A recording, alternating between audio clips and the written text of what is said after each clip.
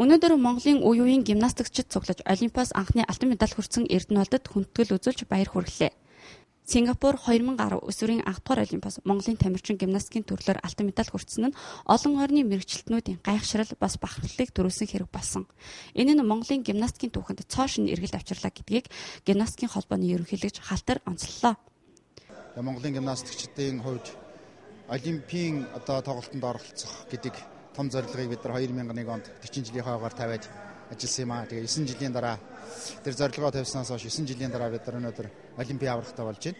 Энэ бол Монголын гимнастикийн түүхэнд Монголын гимнастикчдын хувьд үнэхээр агуу том амжилт.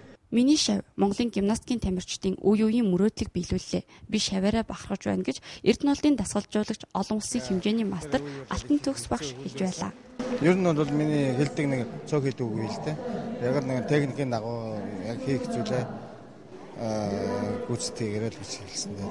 Над бодсон төлөвлөсөн дасгал хөдөлгөөнүүд байгаа. Бид нэр одоо хийж байгаа дасгал үзүүлбэрүүдээ бол өшөө санааржуулаад шинээр хүндрэл төвөгтэй элементүүдийг хийж дахиад одоо энэ Олимпиада бас медалийн төлөө өрсөлдөнө гэж одоо бодож байна. Өнөөдөр энэ танхимд үе үеийн гимнастикчид цуглаж, хуран цуглаж баяраа тэмдэглэж байна. 1980 оны Олимпиад анх удаа Монголын гимнастикийн баяр тамирчид оролцсон бол 30 жилийн дараа Олимпийн аврагтай болж энэхүү гимнастикчдын мөрөөдөл биелээ.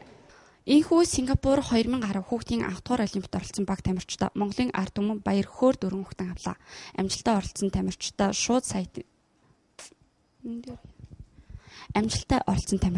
шууд цэгийн сайтын хамт олон болон үзэгчдийн өмнөөс дахин баяр хүргэж 2012 оны Лондонгийн Олимпиас медаль хүртхийг хүсэн ёрой.